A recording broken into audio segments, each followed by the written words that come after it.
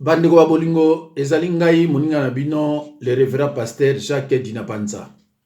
Bandeko soki na ye lisusu devant bino ezali uniquement pour pesa bino message d'amour. Ezali message ya kandate mais un message d'amour. Bandeko nzambe apambola bino partout bozali bino tozolanda ngai. Po yende muta renouveler ba souffle na biso. Ya ba famille na biso, ya ba mi na biso, ya ba camarade na biso, ainsi que ya ba ennemi na biso. Donc tika apambwama. Bandeko na ngai nazolo balelo pona 24 sœurs en Christ. Oyo batambulaka na mama olangi 12 à droite et 12 à gauche. Ndeko na ngai soki yo ozali na ndeko aza parmi bato ngazolo bawana. Esengeli koyebisa ye akite église wana aluka ba vrai basali na nzambe po babondela pona bango. Tangu yo ozali neti garde du corps ya mama olangi ezaneti oza garde du corps ya satana. Parce que mama olangi azaki servante ya satana, azaki servante ya nzambe te. Nazo continuer na kolakisa bino quelques preuves. Alors bandeko na ngai, tangu mama olangi asalaki ministère na ye, Satan alobaki na ye boyi. Bakotindela ye, basi nyonso babotaka te, groupe ya basi babotaka te, bakoya epa na ye, Satan kofongola bango e bakobota. Yango na bandeko na bomonaki groupe aliboso kendaka pa mama olangi, basi babotaka te, presque bango nyonso bazoka bazemi. Et suka nango deuxième groupe so kendaka. Deuxième groupe wana ikendaki la plupart bazoki bazemi, bape babotaki. Bango wana siko bimaki pona kosala ba témoignage partout. Ti ba na le karba vidéo na makamebele. Alors, tango basalaki ba témoignage wana. Et senga ke ministère ya mama olangi ekoma na bato ebele. Ba na le karba bande vidéo a minene kosala ba témoignage, bato baza kosomba yango, bato baza kokende. Et fait de compte troisième groupe siko ezalaki ka moi pasi po bango so bazemi pe babota. Ezalaki ka moi pasi ndeko na ngai po bazemi pe babota. Ba musu bazwi te, après ba yocha stop. Et comment ka bakoya même 500 mois lemsu mo ka lemsu ka de. Ayo ko pesa bango sikoyo ba cours ya combat spirituel ba luka bazemi yango na ba moyen wana. Ndeko na ngai ezala moi pasi auto bengi pasi ya pasi. Alors nazako senga na ba mama wana ba sœur en Christ parmi les 24 so za na kati ya groupe wana ndeko bima. Soko bima te etali yo biso basali na nzambe musana biso ko prévenir bino na kombo na Yesu. Est-ce que selon yo ningo zala ki na monde wana est-ce que pa pratique wana existaka ou pas? Oui, pa pratique wana existaka. Tango baye na matanga tomoni ba autorité nyonso ya mboka, même le premier ministre était là. Mais yekolo matanga azalaki te. Ah bon? Azalaki wapi? Eza lokola déshonoré ba invité na yo oyo baye ko rendre mobali na yo le dernier hommage. Azalaki wapi? Tango bake na mobali na ye la dernière demeure oyo batongi yango mausolée. Azalaki te. Bayebisa biso azalaki wapi? 2 jours après Samuel au akufi. Bayebisa biso sika nini mamola ya azalaki. 2 jours après toyokoyoka kaka o mamola ya piqué crise akufi. Mais tozo koyebisa bino ke biloko wana bomaka batu kaka na crise cardiaque. Comment bozo comprendre te? Biloko wana ya ba dédoublement, biloko wana ebomaka batu kaka na ba crise cardiaque. Pourquoi bozo comprendre te? Botala basali na nzambe mingi bokomona bango ba nichake basali na nzambe mingi bakufika kana ba crise cardiaque, ba crise cardiaque, ba crise cardiaque. Bokende ta na Nigeria boko na kolanda bango boyeba. Tout expliquer bino makambo pourquoi bozo comprendre rango te bolingi ko comprendre te. Ba dédoublement na sens nindo. Bozo comprendre. Na sens nindo, on comprend pas trop bien. Tu vois? Alors bandeko ngai o wana bo uti kolanda ezali mungongo ya Docteur Wapiti. ye ayebi ba pratique wana ndenge ezalaka yango wana nde aza koexplike bino me ndeko na nga bana nzambe nde tembeleki toza koloba toza koprêche me mpona koyoka nde eza pasi ndeko na ngai Satan c'est le père du mensonge. Satan c'est un menteur selon l'évangile de Jean 8:44. Bandeko nanga sur les 10 commandements liboso elobi je suis l'Éternel ton Dieu. Yami Balé elobi tu n'auras pas d'autre Dieu devant ma face. Bino bokoma lelo nzambe wa ya Olangi, nzambe ya papa Olangi, tout ça. Ndeko bozako boma ba 10 commandements oyo nzambe ye moko aloba pesa na kati ya Bible. Ndeko nanga bolanda ka Bible, bolanda ka parole, kolanda makamwa batu mususu te et surtout batu ba uti na monde ya ténèbres. Ndeko yo muto ba nzambe ya mama Olangi, nzambe ya papa Olangi. Na Jérémie 17 chapitre 5 non, chapitre 17, Jérémie chapitre 17 verset 5 à 6 et le Bible. Maudit soit l'homme qui se confie dans l'homme. Verset oyo eza pona biso basali na nzambe te. Verset oyo etali ba sataniste banganga ba voyant et consort. Parce que batu wana baza batu wa satana. Verset oyo ezoloba yo otiki nzambe, yo otiki basali na nzambe, oza ko kende ko se confier pa ya satana oyo aza mutu na yo te. Mama Olangi azaki servante ya nzambe te. Mama Olangi azaki servante ya satana. Yango nazomona kuna bato baza kokufa na ndenge kosakana te. Bandeko nanga verset on apesi bino ya Jérémie 17 5 à 6 bokotanga suna psaume 118 8 Esaïe 2 22. Bandeko nangai so bazopesaka bino ba verset esengeli botanga ka yango. Botika yango te. Il faut kotanga ba verset tozopesa bino. Ndeko na kotiela bino susu voix ya esclave ya mama Olangi. Oyo pe bokoyoka abana kozwa mama Olangi nzambe. Alors que Bible ezoloba ke ngai mutu naza nzambe na yo. Oko kumisa nzambe mosusu te. Tokolanda tokaye. Peuple congolais. Inutile yako soki boyoki likambo folinga ofongola matoi. Mamolangi awuti kotika biso ezali vrai, ezali ya solo. Ngai komona na mese Elonga Albert. Nazali membre ya limete awa. Mamolangi eyaki lobi na 23h. Mamolangi asalaki crise cardiaque. Mamolangi akufaki lobi na 23h. To bongisi tolingi tokende kotika ye na morgue. Tobi non mamolangi alobaki mokola kokufa. Tozela ti tongo bongo tokende kotika ye na morgue. Tolandi parole ya mowei. Pendant 23h tobandi kosala ba prière tina 7h du matin mamolangi alamuki asekui. Mamna oyebisa bino ezali ya vrai. Mamolangi asekui. Tango mamolangi asekui biso to kima mais prière alamuki pena telemi.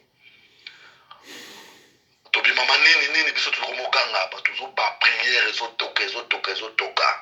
Tobi mama ufaki abi papa na kufaki. On a zoebisa bino ezali vrai po nazali awa ezali vrai. Mamolangi na minute aza ya kokufa za mutakufi. Donc pona confirmer nous que oseko ya mamolangi ezali vrai ezali pe ya solo. Tango mamolangi asekui alamuki. Tobi mama nini.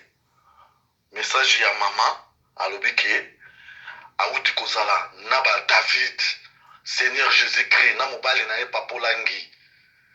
Na Jésus boy bavandi abi mama yo amutu fozonga kende kopesa témoignage oyo na bana Congo bazali ko souffrir kende na yo afo ozonga la muka kende babi bazongi siye OK Jésus tazozongisa na mobali na ye papolangi témoignage mamolangi azoloba na biso tozotala alobi bazongi singa ta kamba mo yango na bimi afunguli miso ta mamo amoni batu bazolela bamisu bazosambela alobi ke témoignage eza bi aya kopesa biso ya peuple congolais tozolongwa na bowumbu donc 10 décembre tolongwa na bowumbu alobi na peuple congolais boye machine électrique ya voté tondima yango te mpo ezali tricage nanga batrikaki yango na Joseph Kabila oki na quelques minele ezali tricage témoignage oyo batindi ya koyebisa peuple congolais ali boboya machine électrique et machine à voter boboya yango lo batindaki ya koloba témoignage ya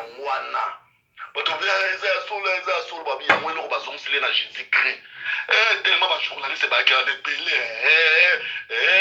bato aner baye kotunda ya solo mpena mama nanga alamuki babi ye alamuki ye yo mamuni yango azolobana mama nanga ayebisi bango balobi machine ya vote bavote te na yango puisque eza na tricage batrike makasi le mama nanga alobi bamemika na nsima babeti ye masasi ya mabumu na minute to bapenaki mama nanga akufi ya solo aner ebomi ye oyo to boma ye sikoyo aner ebomaki ye na vers midi 30 yango témoignage na ye mpona emezipisa bino yango biso nde tabi tozokima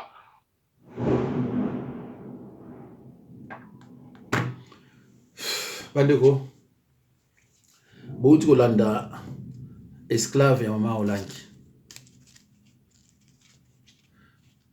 alobi aner mutebomi mama Olangi boyoki ezanga ite donc ba journaliste bayaki bato aner pe bayaki batuni mama Olangi alamuki baye makamuni azoloba ba expliquer makambo mama Olangi azoloba ya tricage babeti masasa kufi. Alors ndeko, je ne vous impose pas. Quitte à vous, oya lingi andima makambo ya lobi, andimi oya monika ondimate, tokoloba elo musoste. Ndeko, troisième commandement ya Bible balobi, tu ne prendras pas le nom du Seigneur en vain. Ndeko, kombo ya Nzambe kosakana yango te. Nde bozo sakana yango pampamba. Bible eza ko interdire yango. Ndeko, ngai na yebisaka bino. Boyebi ke mama Olangi aboma batu na ba jeune. Nga na prêcher yango combien de fois? Pona yebisa bino ke bandeko na ngai. Na yebi ba verset nyonso ya jeune na kati ya Bible.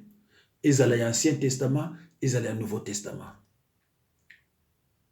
Jeune ya 40 jours à sec na Bible zate. Olia te na butu, olia pe na moite, eza recommandé te. Mutu asala jeune ya 40 jours. Mutu moko alia kite ni lipa ni mai ezali Moïse. Jeune wana eza recommandé na bana Nzambe te. À part Moïse, mutu mso azate. Na yebi ke bokolo bilanga batumi bale, mais bozana erreur, makazi bozana erreur te bozana faute. À part Moïse, mutasaraka jeune à 40 jours, na banzi monde atezo la ndangai. Ya 40 jours, nuit et jour sans kolia, sans maï, sans lipa, eza Moïse. À part Moïse, mutu mususu azate. Ndeko nangai, Bible lui a na 2 Pierre 1, 20. Aucune prophétie de l'écriture ne peut être un objet de l'interprétation particulière. Ndeko nangai, yo yebi na yo verset ndenge ba elobelite, yo kamati obandiko bongo la ona ndenge ya yo après aller. Okeme motiango na YouTube monde atie elanda yango alotie batu na perdition. Ndeko nangai, bozana sataniste mususu awa wana Bruxelles. Yepeta wayaka atangi verset mkweza na Bible balobi ke Nzambe azalaka na bandako etongami na maboko ya batu te. Ye lukola sala pe étude biblique te, ayebi pe makambo Nzambe te, aza enseigné te. Alobi na bino mbala moko bobima na l'église wana Nzambe azalaka kuna te. Alors que verset wana e parlé makambo église abatima te. E parlé makambo mususu, explication nango za makambo mususu. Nako leka mkono mususu pona expliquer bino yango. Ndeko ngai soku na yiko expliquer likambo ya Bible na tie verset mutu ayaka te po contredire ngai. Parce que ayebi ke soku aye po contredire ngai nako répondre ye. Et soki na répondre ye et aux amalamu te. Na répondaka na kanda te, mais na ramenaka mutu na Bible. Bakimisi batu mususu na baglise ya batima. Balobi ke Bible mutelobi ndengo wana. Abosani ke il y a ce qu'on appelle l'église universelle et l'église locale. Aïbini angote. Alobika église sili. Alors verset on a pesa ki batu, ezeki verset il y a église universelle, eza localité. Yemo ba yebite. Yo pe ko yebite, olandiye obimi na église batima. Voilà ba ndeko ngai. Alors mutu oyo a pesa ki bino verset wana, o alobaki na bino obima na église batima autaki wapi. Ndeko ngai, mon peuple périt par manque de connaissances. Ce qu'on a dit mutongo, yépe sataniste autaki kolia batu, autaki na monde de ténèbres. Ndeko nangai bozo salaka ba péché nini? Obi bozo salaka ndeko nangai. Ya kondima mutu nyonso ayeka ka bandiko te yo, obandiko ndima ye, oyeko exécuter ba parole o ya lobi, alors que yemo pa yibi na été. Oyebi pete ke soki Satan mutatindi ye, ay ko bimisa bino na église. Ndeko tozo ke de toujours na ba verset. Il est de notre responsabilité de nous attacher à la parole de Dieu, tout particulièrement à ses promesses, pour parvenir à vaincre notre adversaire qui est le diable, selon 1 Pierre chapitre 5 verset 8 à 9. Ndeko nangai, ce qui n'a pas un verset biblique, et que la malamu ndeko nangai o luka, o vérifier, o tanga, o yeba sona lobinini. Résister contre les plans de l'ennemi. Nous devons résister contre les plans trompeurs. Mes chers frères et sœurs, résister veut dire endurer ou encore persévérer durant des conflits de longue durée. Il faut persévérer ndeko nangai kozonga simate ko pesa nzoto pana bangote.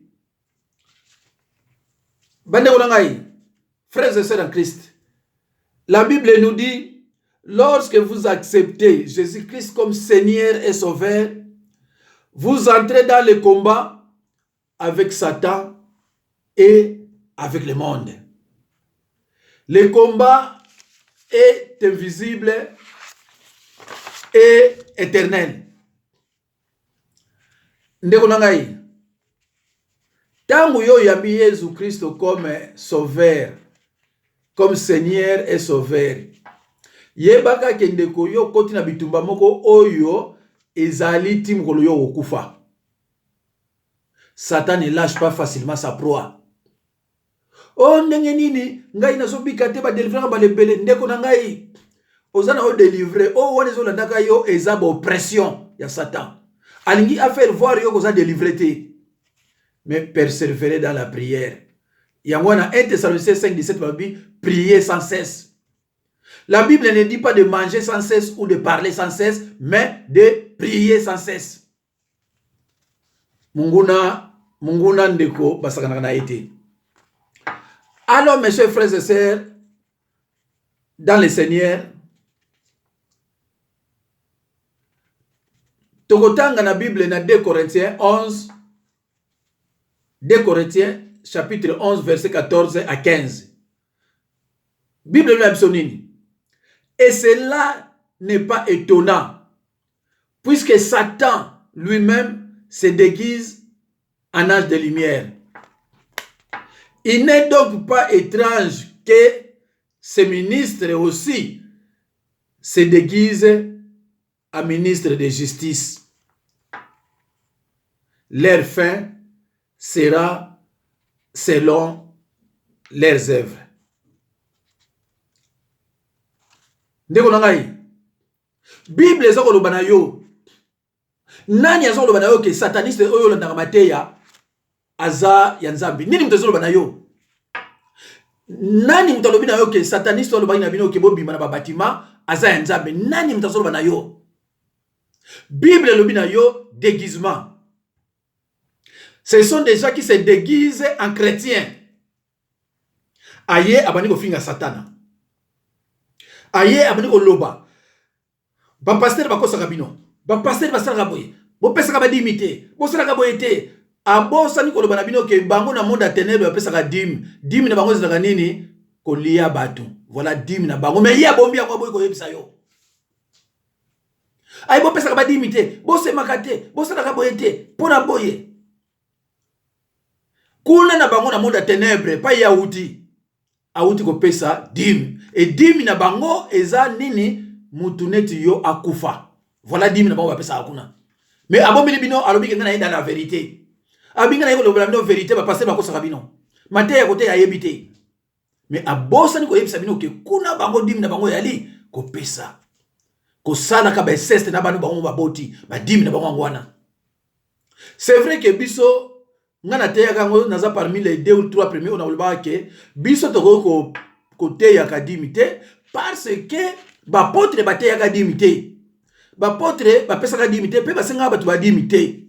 Yangwana ngana teya kango peke toko ko senga dimité. Ndeko mais dime eza la Bible, eza dans l'Ancien Testament. Ngana za na sel muso en Christ akimanga parce que ngana baka na ye ko pesa kadimité. Yalo binanga te pasteur nga dim e fongona nga banzele belé nga no pesa kana ngai alongwe pa nga kene pa Tony Silas, voilà alo bité nga dim na ngai e fongona nga banzela. Mais est-ce que maman a ko pesa dim kuna, est-ce qu'il a péché na été ye boyi bisa nga suka péché na été yalo bien ko pesa na ye a péché na ye mais péché na été biso do prêcher yango ke ko pesa te mais faut ko s'aimer ya habité nga na ko pesa ka dim. Ndeko na ngai toye baka tangu yo olobi ke oye na vérité et vérité ngo pe loba yango, mais ndeko na ngai foza la kana mayele foza na keba parce que Bible mutelobi na yo ke bato ba ye ba uti pa ya muto kuna ils se sont déguisés en chrétiens nenge tata na bango. Yo sikoyo obandi ko na mateya na ye obandi ko sala péché, obandi ko commettre péché de participation, obandi ko menacer yo za ya nzambe ndeko na ngai. Olingi ye po obandi ko finga ba pasteur. Oyebi mission satati ndiye. Nani ayebi so ke ya ndongwe kuna? Mutu ngona ni mutayebi so nzambe mutayebi so. Ndeko faut sala très attention na mateya bozola ndaka na bato binozo kumisaka. Mutu ya uti ko lia batu ndeko na ngai mema ina repentance motema na ye ko zonga lisusu ndenge zalaka liboso te. Motema oyo makile sopana kina kati ako zonga susu te. Mes chers frères et sœurs dans le Seigneur, il est de notre responsabilité de nous attacher à la parole de Dieu qui est le code de route du chrétien. Mes chers frères et sœurs en Christ, la Bible enseigne dans le livre d'Osée, de Osée 4 et 6, mon peuple périt par manque de connaissances. Mes chers frères et sœurs dans le Seigneur, ce verset biblique ne dit pas que mon peuple périt à cause de Satan, le diable, mais uniquement par manque de connaissances. Et c'est la clé. La Bible dit dans le livre de Osée 4 et 6 que mon peuple périt par manque de connaissances. Ce verset biblique ne dit pas que le peuple périt à cause de Satan et ses acolytes, mais uniquement par manque de connaissances de Konangaï. C'est la clé. Ndeko, Luka Oyeba Liloba. C'est quoi la parole de Dieu? Nyon se seulement na parole. Na ebandeli ezalaki parole. Ndeko nangai soki yo ningi obika. Luka Oyeba Liloba. Tanga ka Liloba. Tout est sanctifié par la parole et par la prière. Ndeko nangai nalobaki na bino soki yo ndimi Jésus-Christ comme Seigneur et Sauveur, vous entrez dans les combats spirituels. Et ce combat est invisible et éternel. Psaume 56, 7. Dans ce combat, l'ennemi te voit, mais toi, tu ne le vois pas. C'est pour cela que Dieu a mis à notre disposition des armes spirituelles pour combattre l'ennemi dans Ephésiens 6, 14 à 17. Notre combat n'est pas contre les sorciers et Satan. Notre combat est contre les esprits invisibles infiltrés dans le corps de nos ennemis. L'esprit wana ekenda kovanda na banzoto ya bato biso to koto yaka otozaka na bango l'air nyonso.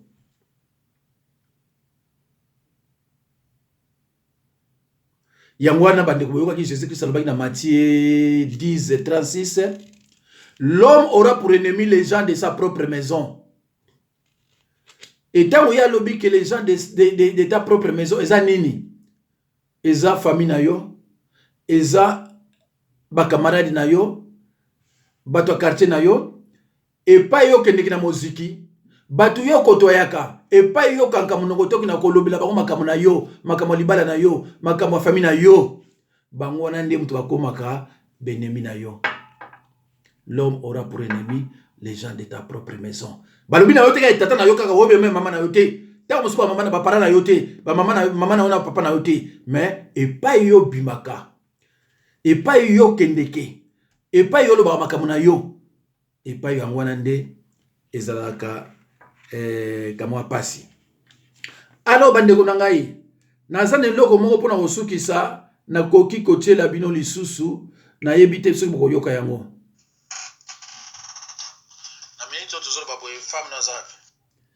Alors, bandeko, je crois que